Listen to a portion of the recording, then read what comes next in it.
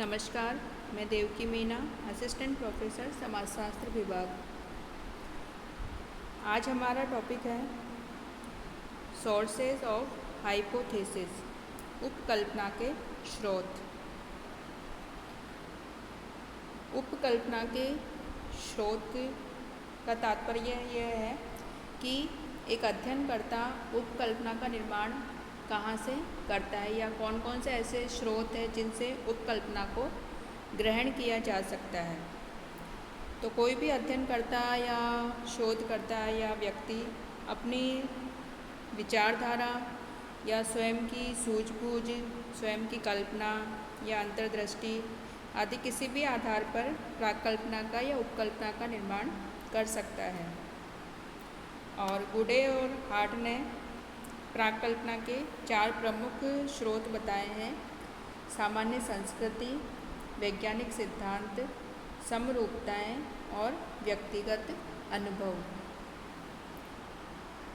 तो आज हम देखेंगे कि प्राकल्पना के स्रोत कौन कौन से हैं और कहाँ कहाँ से हम प्राकल्पना को ग्रहण कर सकते हैं। तो सबसे प्रमुख जो स्रोत है, सबसे पहले वो है सामान्य संस्कृति। प्रत्येक समाज हो, कोई भी समाज हो, उसकी एक संस्कृति होती है जो कि उसके सदस्यों के जो रहन सहन है, खान पान है, वेशभूषा है, विभिन्न सामाजिक संस्थाएं हैं जैसे परिवार, विवाह, नातेदारी, उनके आचरण के नियम हैं आदि, भाषा है आदि संस्कृति का निर्माण करती है। और ये जो सामान्य संस्कृति है, ये प्राकल्पना के या उपकल्पना के विकास में सहायक होती है। और किसी भी सामान्य संस्कृति के अंतर्गत जो 3 प्रमुख बातें हैं वो महत्वपूर्ण हैं: सांस्कृतिक पृष्ठभूमि, दूसरा है लोक विश्वास और सामाजिक परिवर्तन। तो सबसे पहले हम देखते हैं सांस्कृतिक पृष्ठभूमि, कल्चरल बैकग्राउंड। सांस्कृतिक पृष्ठभूमि का तात्पर्य यह है कि कोई भी समाज हो या देश हो, उसकी जो संस्कृति है एक विशिष्ट पृष्ठभूमि के अंतर्गत विकसित होती है। और इसी कारण विभिन्न देशों में या विभिन्न समाजों की जो संस्कृति में है भिन्नता पाई जाती है। और ये जो भिन्नता है वो अलग अलग प्राकल्पनाएं निर्माण में अलग अलग जो प्राकल्पना है उनके निर्माण में सहायक होती है।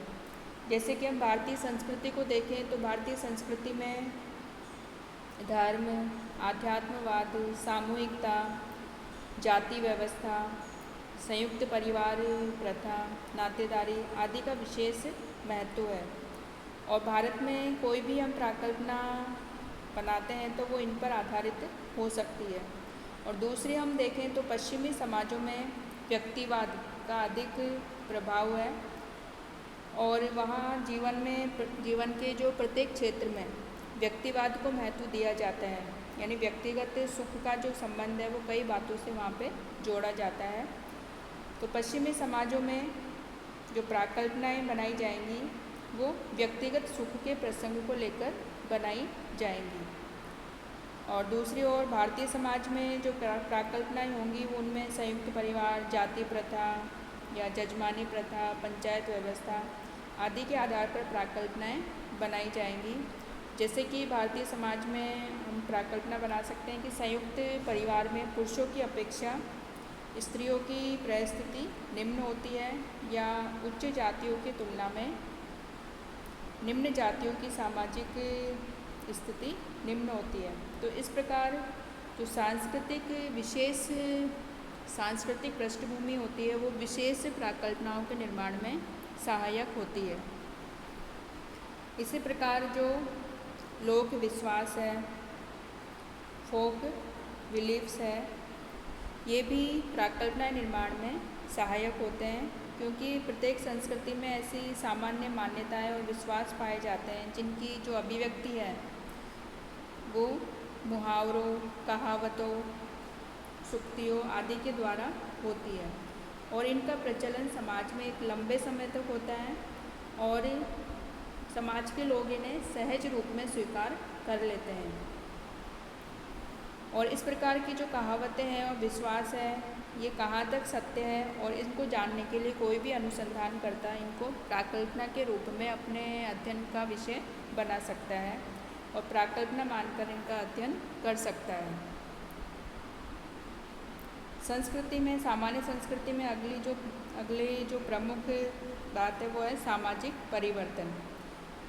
जैसा कि हम सभी जानते हैं कि कोई भी समाज या संस्कृति स्थिर नहीं होती और उसमें समय के साथ निरंतर परिवर्तन होता रहता है और ये परिवर्तन होना स्वाभाविक है और ये परिवर्तन भी नई नई प्राकल्पनाओं के निर्माण में सहायक होता है।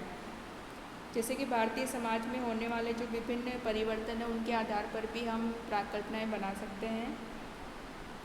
जैसे हम कह सकते हैं कि भारत में जैसे जैसे औद्योगिकरण और नगरीकरण बढ़ता जाएगा, संयुक्त परिवार कम होंगे और जाति प्रथा का विघटन होगा। इसी प्रकार शिक्षा के प्रसार के साथ साथ भारतीय समाज में स्त्रियों की परिस्थिति उच्च होगी और प्रजातंत्रीय मूल्यों के प्रसार के साथ साथ समाज में समानता की भावना में वृद्धि होगी। तो इस प्रकार की प्राकल्पनाएं हम सामाजिक परिवर्तन को देखकर या सामाजिक परिवर्तन के आधार पर बना सकते हैं। तो सामान्य संस्कृति प्राकल्पनाओं के निर्माण का एक प्रमुख स्रोत है। अगला जो स्रोत है वो है वैज्ञानिक सिद्धांत, साइंटिफिक थ्योरीज। अनेक प्राकल्पनाओं का आधार है समाज में जो पहले से वैज्ञानिक सिद्धांत प्रचलित है, उनके आधार पर प्राकल्पनाएं बनाई जा सकती है और अध्ययनकर्ता इन सिद्धांतों के आधार पर सामान्यकरण करते हैं और ये सामान्यकरण ही फिर बाद में प्राकल्पनाओं के रूप में ग्रहण कर लिए जाते हैं। तो वैज्ञानिक सिद्धांतों के आधार पर भी हम विभिन्न प्राकल्पनाएं बना सकते हैं। नेक्स्ट है व्यक्तिगत अनुभव, पर्सनल एक्सपीरियंस। कुछ प्राकल्पनाएं स्वयं जो व्यक्तिगत अनुभव के आधार पर हम बना सकते हैं। व्यक्ति जो भी अनुभव करता है अपने जीवन में, उनके आधार पर अनेक प्राकल्पनाएं अध्ययनकर्ता के द्वारा बनाई जा सकती है और पहले भी इस प्रकार की प्राकल्पनाएं बनाई गई है। जैसे कि उदाहरण के रूप में अपराध शास्त्री लोम्ब्रोसो ने कहा है कि अपराधी जन्मजात होते हैं। तो इस प्रकार की प्राकल्पना को उन्होंने सैनिकों के अध्ययन से संबंधित जो उनके व्यक्तिगत अनुभव हुए उनके आधार पर इस प्रकार की प्राकल्पना को उन्होंने विकसित किया। और इसी प्रकार न्यूटन की जो पृथ्वी की गुरुत्वाकर्षण शक्ति की जो प्राकल्पना है वो भी उनके व्यक्तिगत अनुभव के आधार पर विकसित की गई। और इसी प्रकार डार्विन की अस्तित्व के लिए संघर्ष की प्राकल्पना और मोल्थस की जनसंख्या वृद्धि की प्राकल्पना उनके व्यक्तिगत अनुभव का परिणाम है। तो इस प्रकार जो अध्ययनकर्ता जो विविध जो घटनाएं होती है, अवस्थाएं होती है, उनके आधार पर अनुभव करता है और उसके आधार पर वो विभिन्न प्राकल्पनाएं बना सकता है। नेक्स्ट है सादृश्यताएं, एनालॉजीज। सादृश्यताएं या समरूपताएं, इसके आधार पर भी प्राकल्पनाएं बनाई जा सकती है और कई समाजशास्त्रियों ने भी या विद्वानों ने भी इस प्रकार सादृश्यताओं के आधार पर या समरूपताओं के आधार पर सिद्धांत दिए हैं, प्राकल्पनाओं का निर्माण किया है। जैसे कि हर्बर्ट स्पेंसर ने सामाजिक सावयव, सोशल ऑर्गेनिज्म की जो कल्पना है वो जीवों की शरीर रचना से ग्रहण की थी और वे समाज को भी एक शरीर की भांति मानते हैं और जीवों के आधार पर, जीवों के शरीर रचना के आधार पर उन्होंने समाज को एक शरीर के रूप में माना और समाज की जो विभिन्न संस्थाएं हैं, विभिन्न अंग है, उसको उसके समाज रूपी शरीर के विभिन्न अंगों के रूप में स्वीकार किया। तो कुछ विशेष प्रकार के जो व्यवहार है वो मानव और पशुओं में समान रूप से पाए जाते हैं और जैसे पेड़ पौधों तथा पशु पक्षियों पर पड़ने वाले पर्यावरण के प्रभाव के आधार पर मानव समाज पर भी पर्यावरण के प्रभाव की जो कल्पना है, समान कल्पना की गई और उसके आधार पर विभिन्न प्राकल्पनाएँ बनाई गई। तो सादृश्यताएँ या समरूपताएँ भी प्राकल्पनाओं के निर्माण का एक प्रमुख स्रोत हो सकते हैं। नेक्स्ट है अंतः प्रज्ञा, इंट्यूशन। इंट्यूशन का मतलब है कि एक व्यक्ति की जो अंतरात्मा की आवाज़ है कि मेरा मन ऐसा कहता है। जैसे हम कई बार कहते हैं कि कोई व्यक्ति के मुँह से भी हम सुनते हैं कि मेरा मन ऐसा कहता है, तो यही उसकी अंतः प्रज्ञा है। इसके आधार पर भी हम प्राकल्पनाएँ बना सकते हैं। तो अंतः प्रज्ञा पर आधारित जो प्राकल्पनाएँ होती है उनका परीक्षण करना बहुत कठिन होता है, क्योंकि इसके लिए जो इनके सत्यता सिद्ध करने के लिए जो तथ्य एकत्रित करने होते हैं उनमें बहुत अधिक कठिनाई हमारे सामने आती है। लेकिन अंतः प्रज्ञा है जो प्राकल्पनाओं के निर्माण का स्रोत हो सकते हैं। नेक्स्ट है अनुसंधान एवं साहित्य।